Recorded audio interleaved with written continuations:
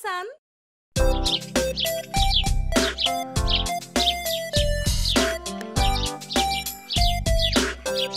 Cendrillon sera couronnée princesse cette semaine.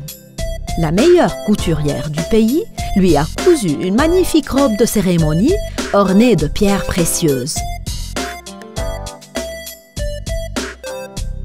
Je suis très impatiente, Poufou. Est-ce que tu aimes ma robe? Elle est superbe! Tu seras la plus belle princesse couronnée de tous les temps, crois-moi, ma chère! Il a fallu beaucoup de préparation pour cet événement. Les membres des familles royales des pays voisins, les familles nobles et de nombreuses personnes importantes ont été invités à la cérémonie.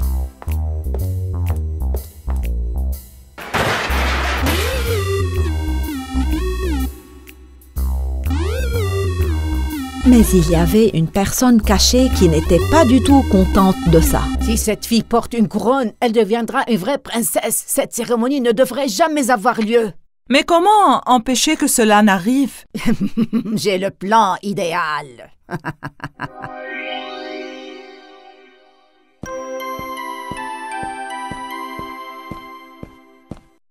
Et si quelque chose se passe mal? J'ai tellement peur, cher Poufou. Ne t'inquiète pas, ma princesse, tout ira bien, je t'assure. Mais c'est quoi cette fumée? La sorcière Rosa et sa fille Sarah, qu'est-ce qu'elles font là? Attends ici, je vais le découvrir tout de suite.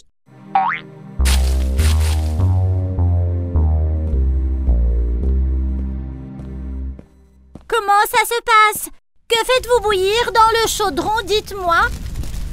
Écoute, ça ne te concerne pas, mon petit lapin. Vas-y, sors d'ici maintenant. Pas besoin de s'énerver, je m'en vais tout de suite. Mais Poufou était intelligente et n'est pas partie. Au lieu de cela, elle s'est cachée dans un coin et les a suivis. Eh ben voilà. Maintenant, cette fille peut seulement rêver d'une couronne. Alors, que fera ce sirop de grenade empoisonné? Bien sûr, Cendrillon sera malade si elle le voit. Elle aura des rougeurs sur tout le visage. Et comme ça, la cérémonie n'aura pas lieu. Crois-moi, c'est une idée géniale, ma petite Sarah.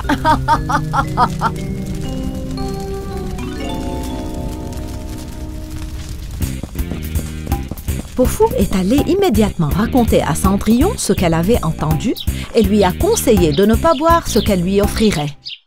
Est-ce que c'est vrai? On dirait qu'elles ne me laisseront jamais tranquille, mon cher Poufou. Je pense qu'elle devrait apprendre une leçon. Après un certain temps,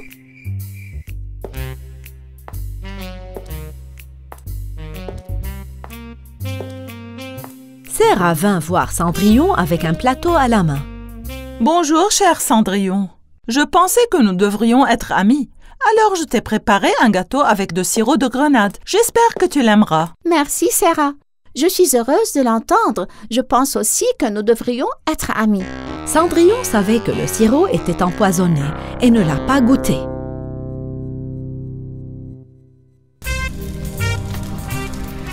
Elle a aussi fait un gâteau, mélangé le sirop empoisonné avec une autre boisson et l'a envoyé à Sarah.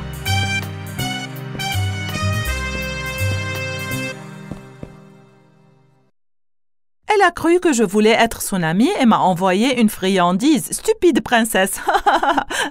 Le gâteau a l'air bon. Laisse-moi le goûter.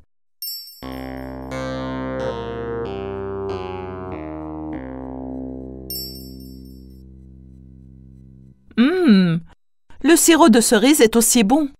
Sarah a pris un peu de sirop empoisonné et est tombée malade. Son visage et ses yeux étaient couverts de taches rouges. Oh mon Dieu, que m'est-il arrivé? Oh, je suis laide.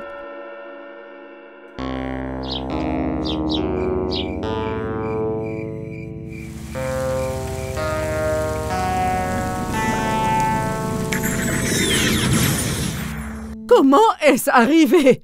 On dirait que Cendrillon a un espion quelque part. Tu dois penser à quelque chose. Cendrillon ne doit pas être couronné. Si c'est le cas, alors on va voler la couronne tout de suite. Quoi alors? Elles vont voler la couronne? Après avoir entendu le plan de la sorcière Rosa, Po-Fu est retournée en courant chez Cendrillon et lui a raconté tout ce qu'elle avait entendu. Je veux qu'une fausse couronne soit fabriquée rapidement, s'il vous plaît.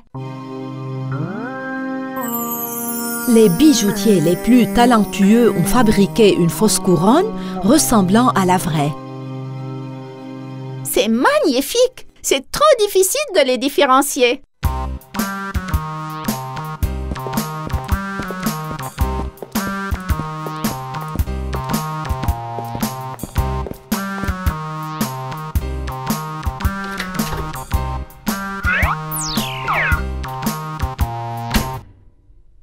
Rien ne sera fait. Voyons ce qui se passe ce soir.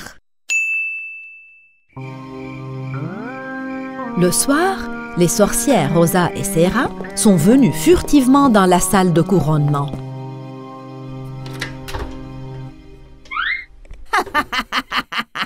Elle peut oublier de porter la couronne maintenant. Un jour, quand Cendrillon sera chassé du palais, j'épouserai le prince et porterai cette couronne, maman.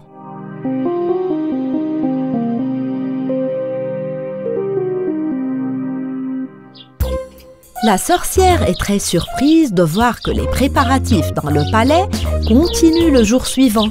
Que se passe-t-il? Vraiment, quelle absurdité! Il ne devrait pas y avoir de cérémonie sans couronne!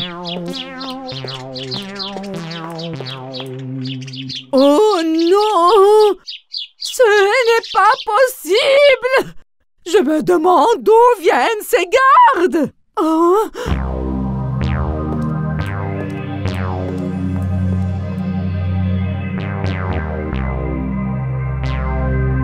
On s'est fait avoir! Cette mauvaise couronne est fausse!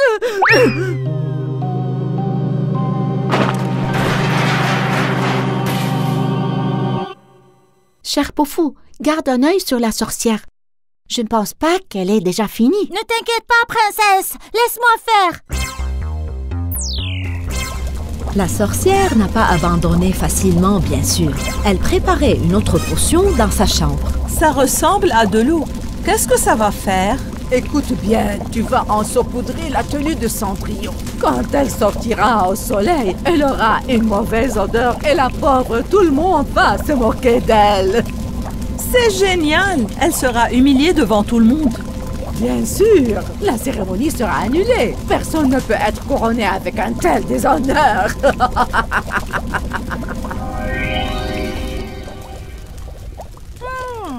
Cette sorcière est vraiment diabolique.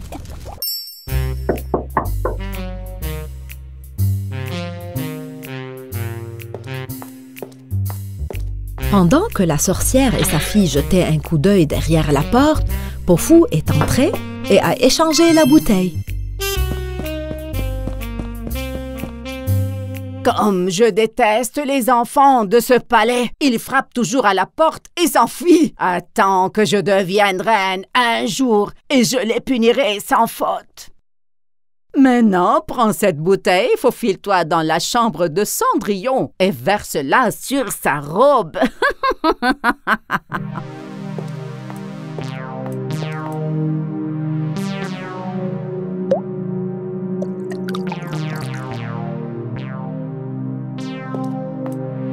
Po-Fu avait fait exactement la même chose à la tenue de Serra. Mais le mélange sur la robe n'était pas du tout l'eau, mais la potion de la sorcière. Le moment tant attendu était arrivé. La cérémonie de couronnement avait commencé. Maintenant, nous allons voir ce qui arrive à la robe de la princesse. Mais lorsque les rayons du soleil frappèrent la robe de Serra, elle devint froissée, pleine de taches et d'une horrible odeur. Quelle odeur! C'est horrible! Oh, Quelle odeur dégoûtante! Qu'est-ce que c'est? Oh non! Et tout le monde a regardé Cendrillon se faire couronner. Longue vie à notre princesse! Il était une fois, dans un pays lointain, vivait un garçon nommé Aladin. Son père mourut alors qu'il était très jeune, et celui qui devait maintenant subvenir aux besoins de sa mère. Il aidait les gens au marché et essayait de gagner un peu d'argent pour ramener de la nourriture à la maison, car il était très pauvre. Mais Aladin avait un bon cœur et tout le monde l'aimait beaucoup.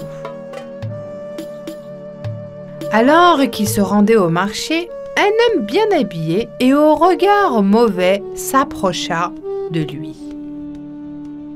Bonjour, jeune homme, j'ai une faveur à te demander. J'ai fait tomber ma bague dans une petite crevasse juste devant. Je ne peux pas y entrer. Peux-tu y aller la récupérer pour moi?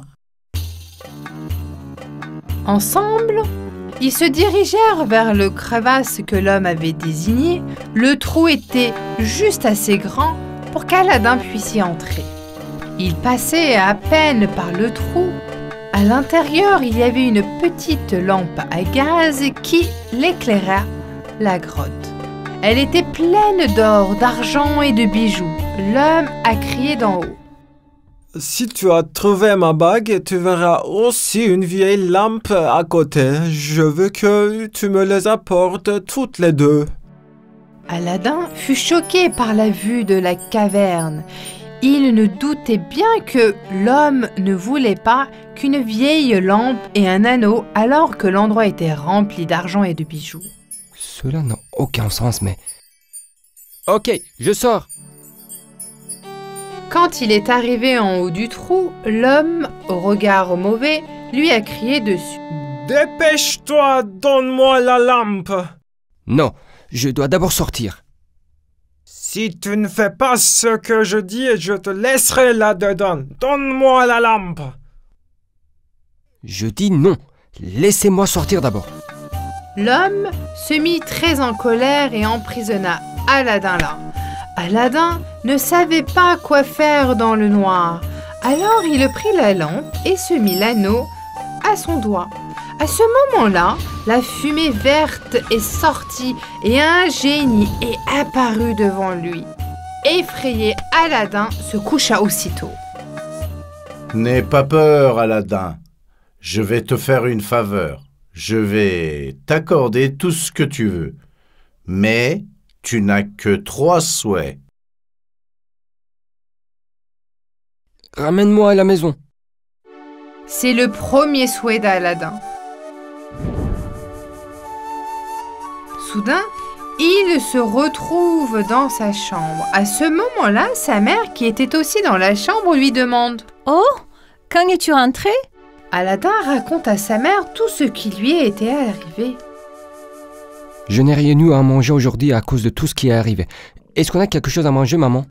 Je suis désolée, mon fils, mais nous n'avons rien à manger puisque tu n'as pas apporté l'argent aujourd'hui. Désespérément assis dans un coin, Aladin voulait passer du temps à nettoyer la lampe qui était très sale. Il prit la lampe dans ses mains et alors il la frottait. Tout à coup, le génie de la lampe sortit de la lampe. « Dis ce que tu veux de moi. »« Oh mon Dieu, qui êtes-vous ?»« Je suis le génie de la lampe. Tu m'as sauvé de ce sorcier, alors maintenant, ton souhait est un ordre. Dis ce que tu souhaites de moi. » Ma mère et moi sommes affamés. Nous voulons une table pleine de nourriture. Peux-tu faire ça? Soudain, une table remplie de différentes sortes de nourriture apparut. Aladin et sa mère mangèrent jusqu'à qu'ils soient complètement satisfaits. À partir de ce jour, grâce à la lampe magique, une vie très riche et heureuse les attendait. Et c'est ce qu'il s'est réellement passé.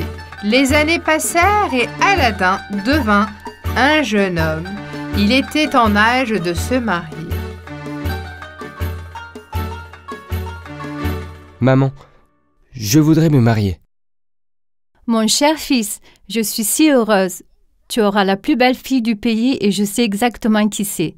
Le sultan a une fille magnifique, elle s'appelle Yasmine. Qu'en dis-tu?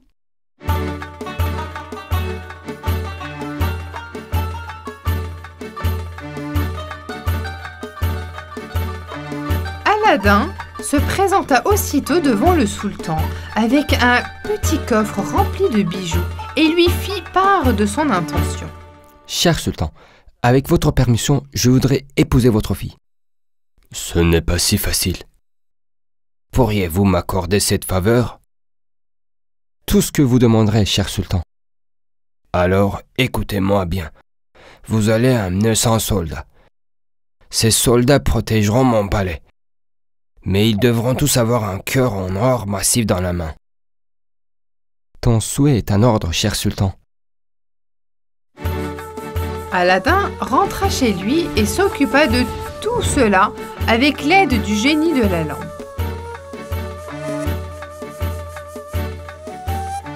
Le lendemain, le sultan fit dans son jardin 100 soldats portant des cœurs en or massif dans leurs mains.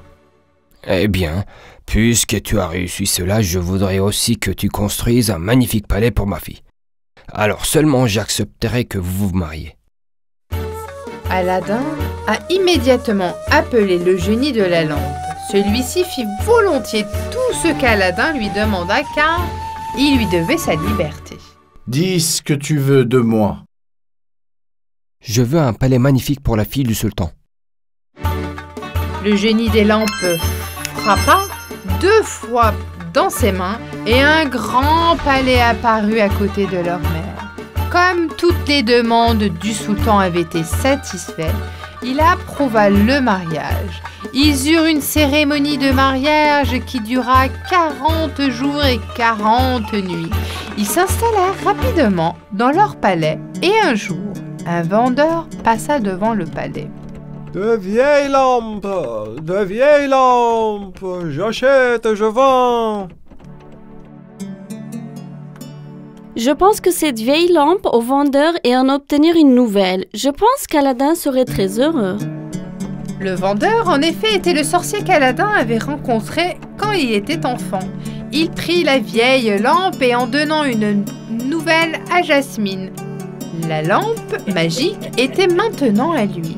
Le soir, quand Aladin rentra chez lui, il remarqua que le palais était disparu. Il comprit immédiatement ce qui s'était passé. Il mit l'anneau magique et appela le génie. Dis ce que tu veux de moi, mais il ne te reste que 2 souhaits. Conduis-moi à Jasmin, dépêche-toi. Tout à coup, il se retrouva dans le palais. Lorsqu'il monta à l'étage et jeta un coup d'œil par la porte ouverte, il vit Jasmine à travers de service le sorcier et prépare la table. Aladin s'est énervé et a attendu que Jasmine vienne à la cuisine.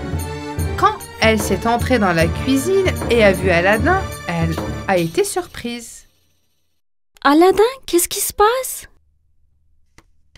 Chut, tiens-toi tranquille, Aton. Je vais te sauver. Aladin mit aussitôt l'anneau à son doigt et le géant apparut devant lui. Il ne te reste qu'un seul souhait. Oui, je sais. C'est le dernier vœu que je te fais. Figer le sorcier et le transformer en sculpture. D'accord, c'est parti. Soudain, le sorcier se figea et se transforma en sculpture. Aladin avait à nouveau sa lampe. Alors, il appela le génie de la lampe. Dis ce que tu veux de moi, mais ne me perds plus jamais. Ramène-nous ainsi que notre palais dans notre ancienne demeure, et envoie cet homme maléfique sur une île déserte où il ne pourra faire de mal à personne. Le génie de la lampe frappa 2 fois et le palais apparut à côté de leur ancienne maison. Leur mère était aussi avec eux. Ils ont tous raconté à Jasmine. Après cela, Jasmine, Aladin et sa mère ont vécu une vie très riche et heureuse ensemble.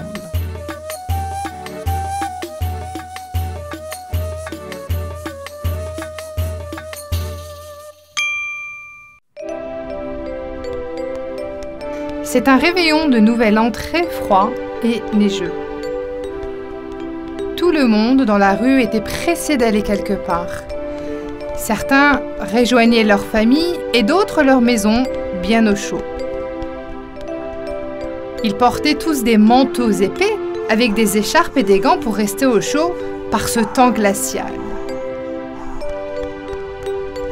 Au coin d'une rue, il y avait une petite fille. Sa robe était en lambeaux et elle ne portait ni manteau, ni écharpe, ni gants. Par ce froid glacial, la fillette grelottait, faisait des petits pas, essayant de marcher dans les pantoufles inadaptées qu'elle portait. Elle était timide et un peu maigre, mais tout de même très belle. Qu'une glangle autour du cou, avec de nombreuses boîtes d'allumettes dedans. C'était la fille aux allumettes qui essayait toujours de vendre des allumettes dans la rue. Par cette nuit glaciale et enneigée, alors que la petite fille s'efforçait de marcher, ses chansons se sont soudainement déchirées. Elle a commencé à pleurer et ses larmes se sont mélangées à la neige. Que vais-je faire maintenant? Comment vais-je faire pour marcher pieds nus dans la neige maintenant?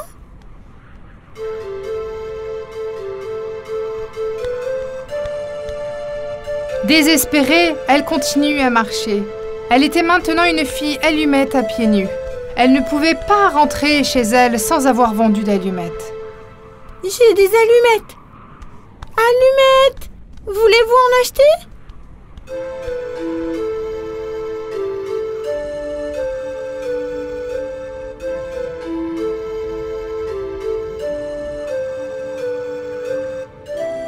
Elle cherchait à s'abriter dans un coin, assise par terre, les pieds sous sa robe.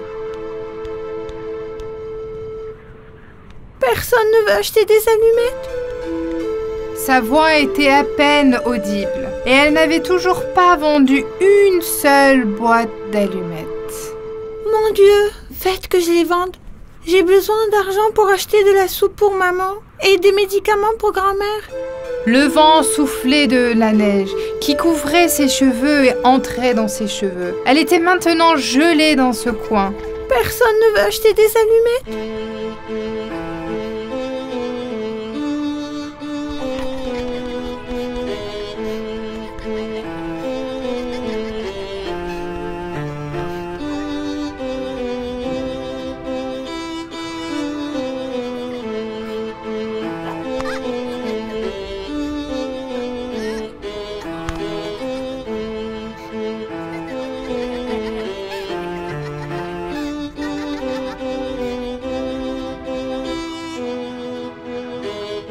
Il n'y avait que quelques personnes qui passaient, car il était vraiment tard.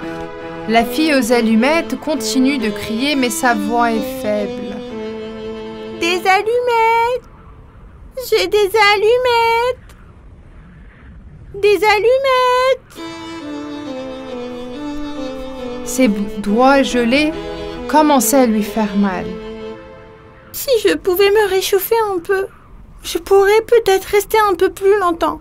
Je vais allumer une allumette pour me réchauffer. Ses mains froides n'étaient même pas capables de tenir la boîte d'allumettes. Elle réussit à allumer une allumette. La petite flamme qui sort de l'allumette est si chaude qu'elle est très agréable dans ses doigts gelés. Elle se sentait mieux grâce à la chaleur de cette petite flamme. Elle a fermé les yeux et a commencé à rêver.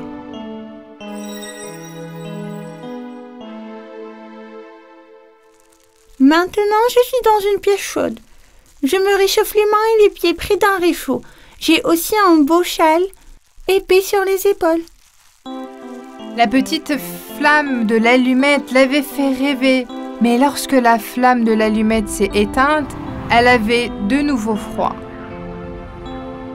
Alors, elle a immédiatement allumé une autre allumette. Elle pensait que c'était un bon jeu à jouer.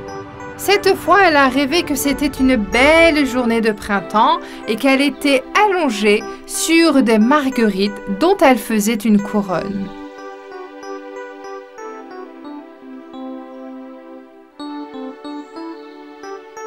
Le soleil était si brillant dans le ciel qu'il la réchauffait.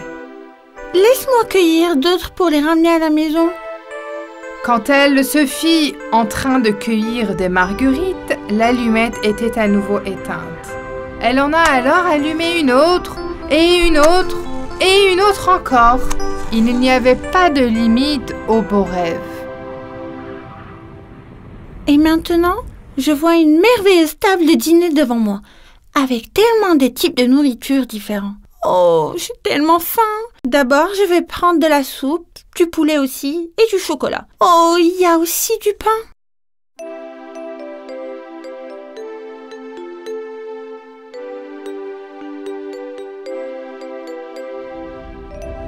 Elle rêvait et faisait semblant de manger la nourriture. Elle avait allumé tant d'allumettes et la neige avait ainsi cédé de tomber. Les étoiles dans le ciel brillaient de 1000 feux.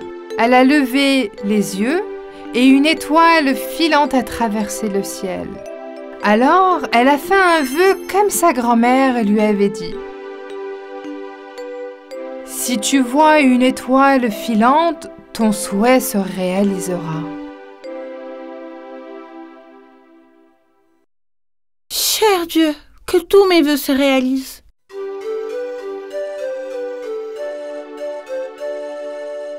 Bien blottie dans son coin, elle s'est endormie.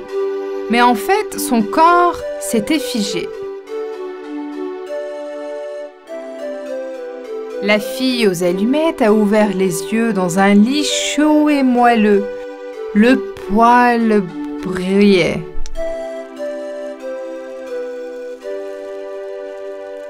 Bonjour petite fille, comment vas-tu?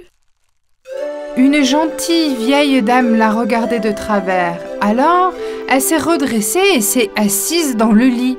Bonjour, est-ce que je rêve? Est-ce que c'est réel? Qui êtes-vous? Où suis-je? Je vous ai vu au coin de la rue la nuit dernière quand je rentrais chez moi. Une femme pleurait à côté de toi. Alors je suis allée la voir et elle m'a dit qu'elle était ta mère. Puis nous sommes venus ensemble chez moi. Ma mère? Oh, je suppose qu'elle s'est inquiétée et est venue me chercher puisqu'il fait très tard. Nous t'avons emmené ici dans ma maison. Ton petit corps était gelé. J'ai dû appeler un médecin.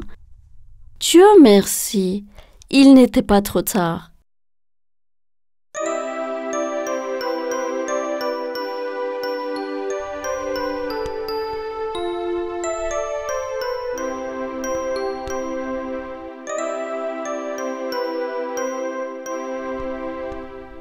Merci beaucoup, madame. Mais où est ma mère? J'ai une merveilleuse surprise pour toi. Votre mère et votre grand-mère seront là dans un petit moment. Oh mon Dieu, je suis si heureuse! Moi aussi, petite fille, ma maison est si grande et je me sens vraiment seule. J'ai parlé avec ta mère, tu vas vivre avec moi à partir de maintenant. Ta mère m'aidera à faire le ménage et ta grand-mère et moi serons amis et passerons du temps ensemble. Grand-mère avait raison. Les vœux que l'on fait quand on voit une étoile filante se réalisent. Tu es une très bonne fille. Hier soir, tu t'es battue et tu as traversé une période difficile afin de ramener un peu d'argent à la maison. Tu n'as pas abandonné. Les gens devraient persévérer face aux difficultés et toujours garder espoir. Grand-mère dit toujours que la vie est pleine de surprises. Bien sûr, tu vas commencer l'école tout de suite. Tu mérites d'être heureuse. Je suppose qu'il y a encore des gens très gentils dans ce monde.